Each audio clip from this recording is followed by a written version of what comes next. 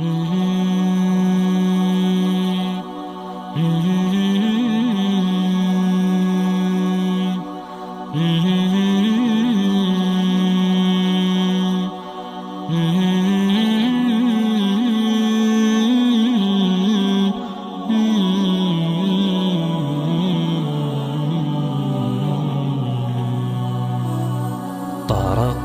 باب الرجاء والناس قد رقدوا، وبت أشكو إلى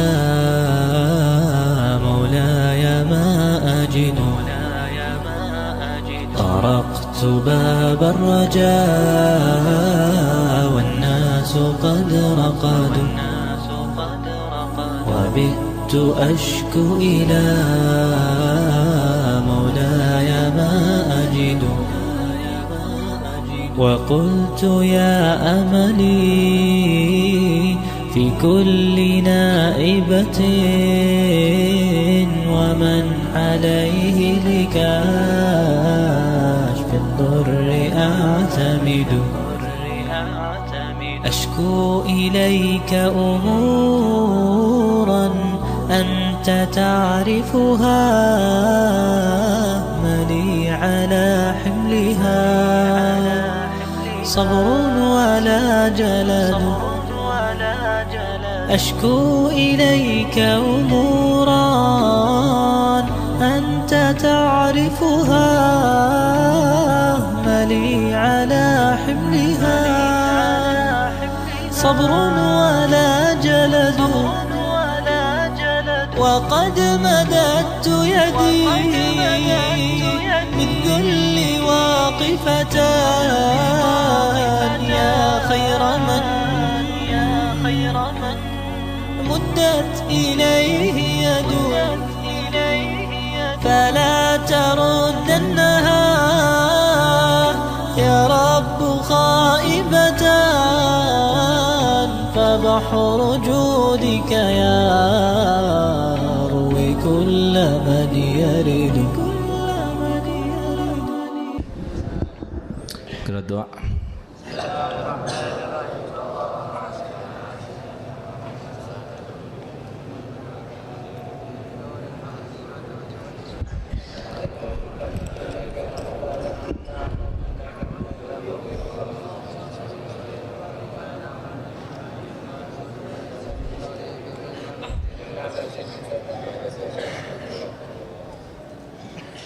Bismillahirrahmanirrahim. Alhamdulillahirabbil alamin, wassalatu wassalamu ala rasulillah sayyidina Muhammadin wa ala alihi wa sahbihi ajmain.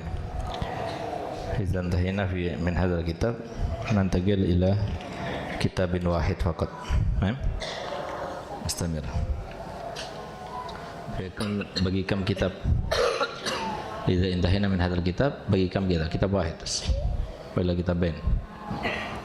Juz' rabi' la, juz' rabi' wa thalith, ha? هذا جزء ربيع. هذا جزء كم هذا؟ ثاني. ثاني والثالث ولا ثاني والربيع؟ الذي يوم الثلاثاء ثالث ولا ربيع؟ ها؟ ربيع. أول والثاني، أول والثالث خلاص. النكاح خلاص أظن. قال كتاب الجعالة إلى أن قال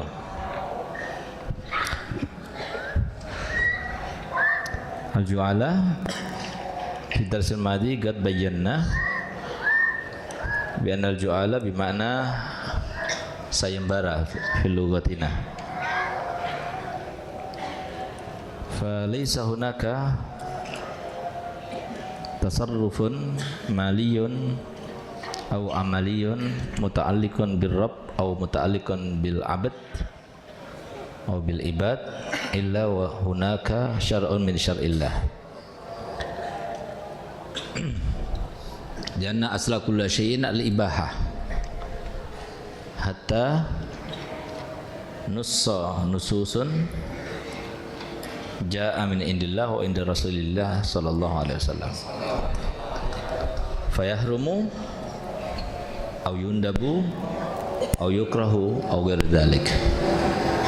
Jadi asalnya sesuatu itu adalah mubah sampai adanya nas yang mengharamkannya, memakruhkannya, atau menghukumi bahwasanya pekerjaan itu sunnah gitu. Tapi asalnya sesuatu itu adalah mubah. Gal hiya ka qaulihi man radda'a biki falahu kada. Seperti pekerjaan ju'alah, sayembara itu kan salah satu sebab Allah memberikan rezeki kepada hamba-hambanya. Terkadang kita tidak mampu melaksanakan segala hal yang kita inginkan atau kita tuju, maka Allah melalui hal itu, ketidakmampuan kita, yang menunjukkan akan adanya kekuasaan dan kekuatan di atas kekuatan manusia semuanya, yaitu kekuatan Allah, yang dengan kekuatannya itulah kemudian Allah bagikan rezeki. Kalau dia cari sendiri mungkin tidak ada waktu untuk mencarinya. Mungkin dia tidak punya kekuatan untuk mencarinya. Mungkin dia tidak punya keahlian untuk mencarinya. Ini kan banyak hal. Seperti misalnya kalau kita sakit, kita datang ke dokter, nggak mungkin kita mengobati diri kita sendiri. Misalnya kita bikin rumah, nggak mungkin kita buat rumah sendiri, tapi kita meminta tolong kepada para tukang, kontraktor, ataupun insinyur. Begitu pula ketika kita ingin mempunyai ladang, kita membutuhkan kepada petani. Nggak mungkin kita bisa menanam sendiri. Nah, ini ragam dan corak yang Allah ciptakan sebagai pintu Allah Ta'ala memberikan rezeki kepada hamba-hambanya. Oleh karena itu, ini salah satu contoh, lihat bagaimana di situ ada sayembara, hukum sayembara.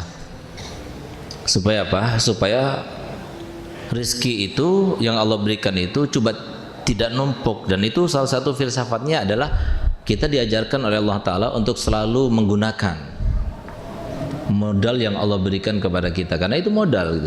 Sebenarnya itu modal gitu. Kita mempunyai harta, modal itu untuk digunakan.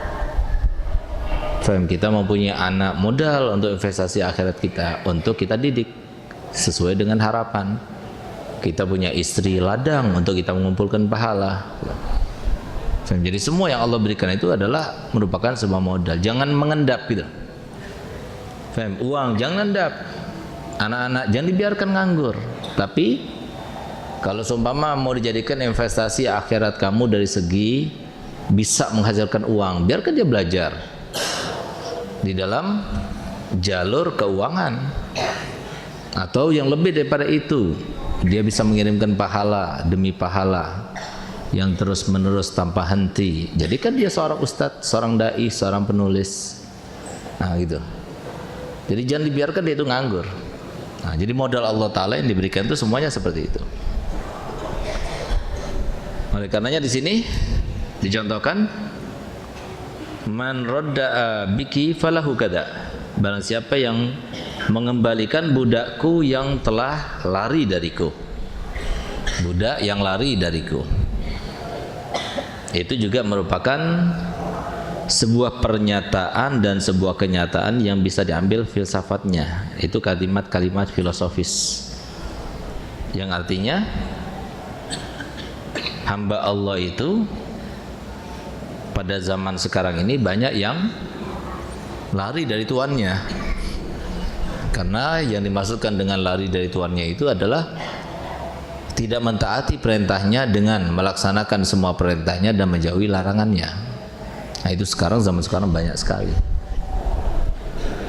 Sehingga Allah Ta'ala mengatakan, barang siapa yang mengembalikan hambaku itu ke jalur yang benar, maka dia akan mendapatkan seperti ini. Ini kesempatan buat kita pelakunya. Barang siapa bisa mengembalikan orang yang ahli maksiat kemudian menjadi ahli taat, orang yang tadinya berandal kemudian menjadi orang soleh, yang tadinya nggak sholat kemudian sholat, yang tadinya nggak puasa kemudian puasa, yang tadinya pacaran kemudian dia menjauhi segala hubungan yang terlarang misalnya. Berarti apa? Dia dapat pahala itu.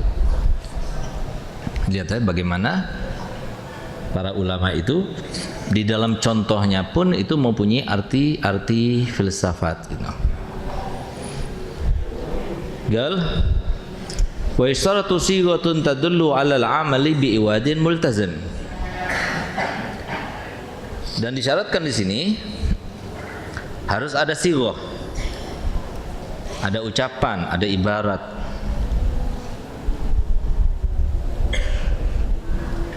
Sighatun tadullu yang menunjukkan alal amali, bahwasanya ada sebuah amal, sebuah tindakan yang dituntut oleh si pembuat sayembara itu. Bi'iwadin multazam, dengan imbalan yang harus dipenuhi oleh si pembuat sayembara itu. Jadi harus jelas. Kalau seumpama belum jelas, diperjelas, karena bisa jadi yang bikin sayembara tidak tahu hukumnya. Apalagi zaman sekarang ini. Jadi kalau nggak ngerti, jangan dibiarkan dia nggak ngerti, kasih tahu. Karena tugas kita itu sebagai seorang yang punya ilmu adalah memberikan pencerahan kepada orang yang tidak mempunyai ilmu.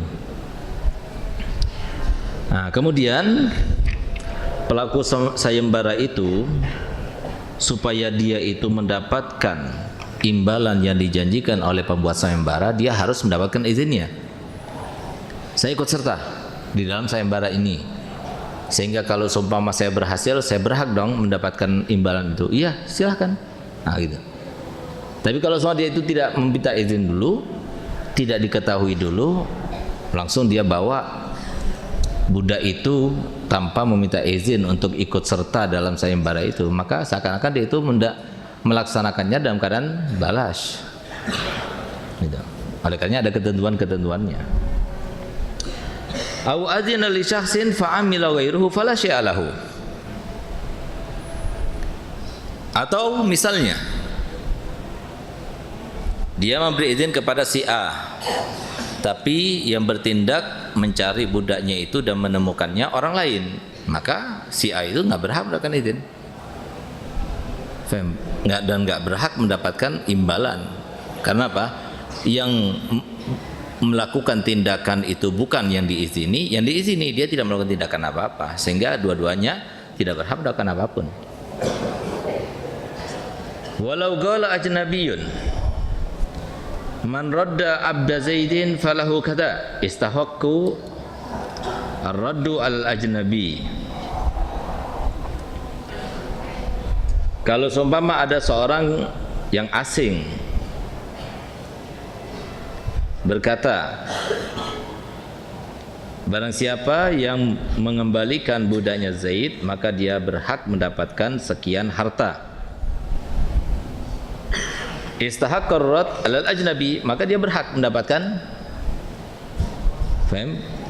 apa yang dikatakan itu dari ajnabi itu, li'annahu iltazamahu, karena dia yang menjamin. Padahal ustadz yang memberikan sayembara misalnya, barang siapa yang mengembalikan budakku, maka dia berhak mendapatkan 100 juta misalnya. Ternyata ada orang lain yang bukan ustadz, yang dia itu membuat sayembara keterusan daripada sayembaranya ustadz. Siapa yang bisa mengembalikan budaknya ustadz, maka dia berhak mendapatkan 25 juta misalnya. Ya sudah, berarti dia berhak mendapatkan 25 juta. Nanti ustadz memberikan kepada si Z itu 50 juta, karena dia memang diizini sama ustadz dan dia minta izin untuk mencarinya, walaupun dia melalui orang lain lagi gitu. Saling berketerkaitan. Wa in qala ma qala Zaidun wa in qala Zaidun man radda abdi falahu kadza. Nah, tapi kalau seumpama dia mengatakan tadi Ustaz Segap bikin sayembara, barang siapa yang mengembalikan budaknya maka dia berhak mendapatkan 50 juta. Karena ucapannya itu akhirnya orang yang mendengar itu mencarikan dan menemukan. Apakah dia berhak mendapatkan orang yang mengumumkan kedua itu tadi? Enggak. Karena disebabkan kepada ustaz tadi. Wa kana kadiban lam yastahiq alaihi wala ala Zaid. Maka dia enggak berhak, karena kalau semua dia itu sudah dengar bahwasanya Ustaz Segap tadi yang bikin sayembara, harusnya dia datang pada ustaz. Faham? Harusnya dia datang kepada ustaz, kecuali kalau ustaz mengatakan begini, siapapun di antara kalian yang dapat menemukan atau mengembalikan budak Ustadz, maka dia berhak mendapatkan sekian. Maka itu umum.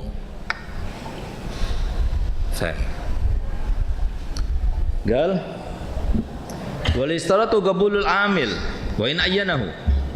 Di dalam hal ini untuk melaksanakan sayembara itu tidak disyaratkan gabul.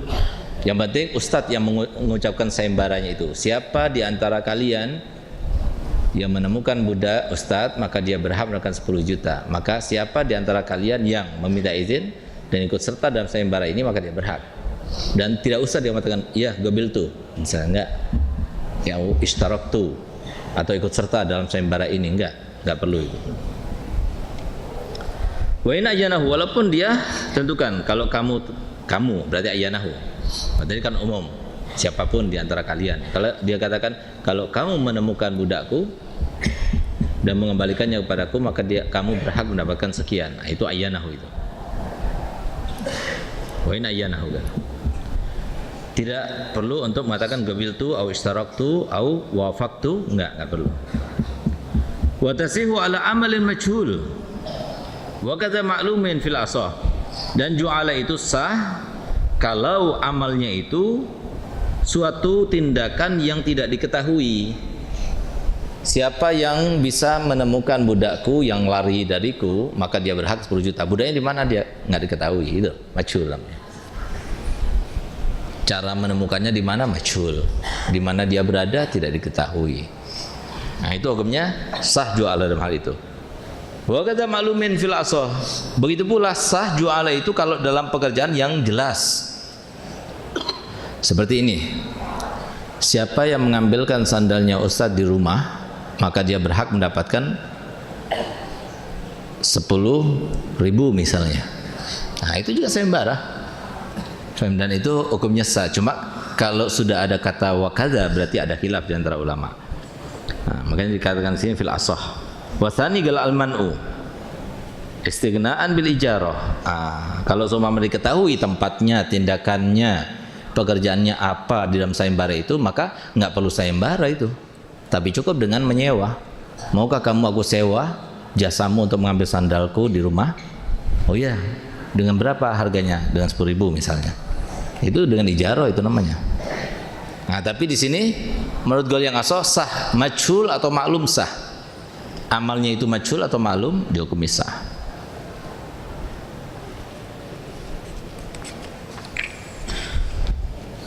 Wa yashtaratu kaunul ja'li ma'luman. Dan disyaratkan agar supaya sayembara itu menentukan imbalan yang diketahui. Enggak boleh imbalannya itu dalam keadaan tidak diketahui atau samar.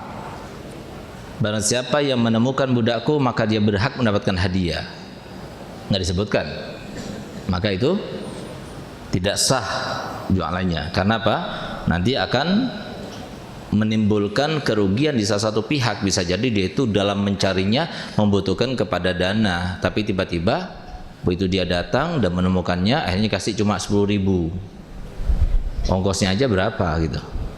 Akhirnya bilang, loh kan saya bilang hadiah, ini kan juga hadiah.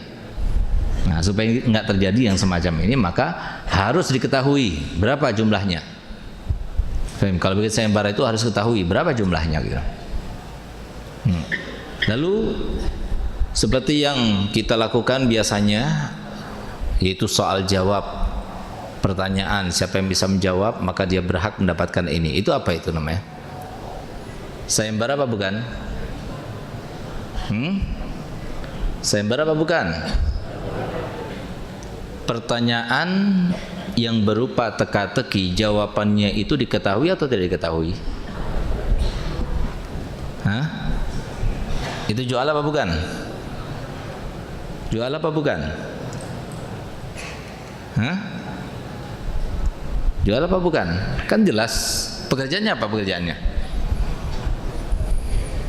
Pekerjaannya apa? Pekerjaannya mutola'ah. Kalian mutola'ah kan seminggu sebelumnya. Ustaz kan bilang sebelumnya nanti pertanyaannya akan datang untuk kelas aliyahnya, zubatnya itu dari ini sampai ke sini, ya kan? Kalau untuk kelas sanawiyahnya Fathul Qaribnya itu dari bab ini misalnya. Sedangkan untuk ibtidaiyahnya mabadi' fiqhiyah dari bab ini sampai bab ini misalnya. Berarti kan dia murojaah. Nah, lalu yang berhasil menjawabnya maka dia berhak mendapatkannya. Faham? Nah, oleh karena itu kalau seumpama Ustaz katakan, ayo sekarang mabadi' fiqhiyah berarti sasarannya kelas berapa? Ibtidaiyah kan? Ternyata yang jawab aliyah atau sanawiyah berhak dapat? Nggak berhak karena dia nggak termasuk ikut serta. Sama seperti tadi, fuduli dia. Nah, begitu pula sebaliknya. Kecuali kalau sudah nggak ada yang tahu, ayo coba siapa yang tahu di antara kalian maka dia berhak mendapatkannya.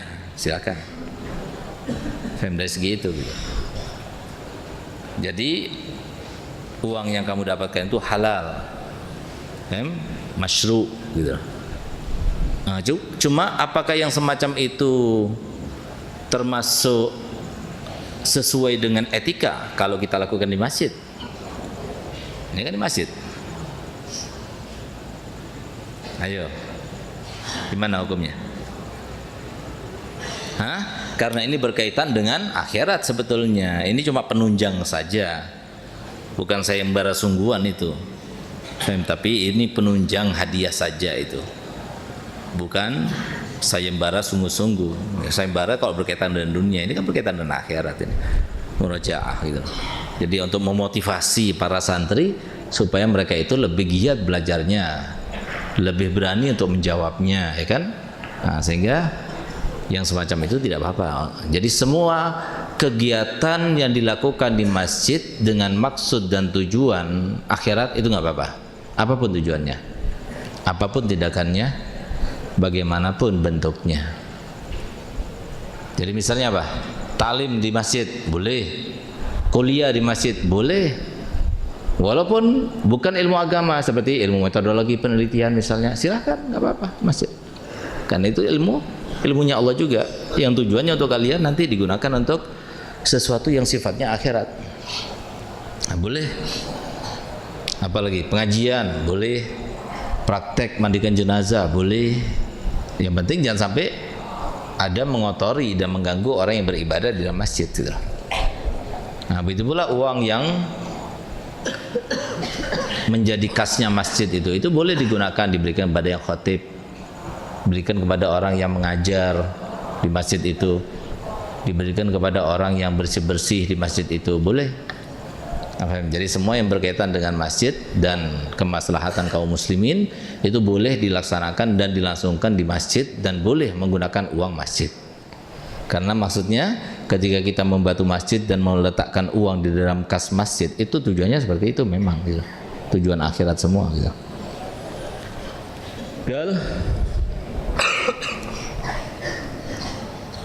Falau qala man raddahu falahu thawbun au urdihi fasadal aqdu.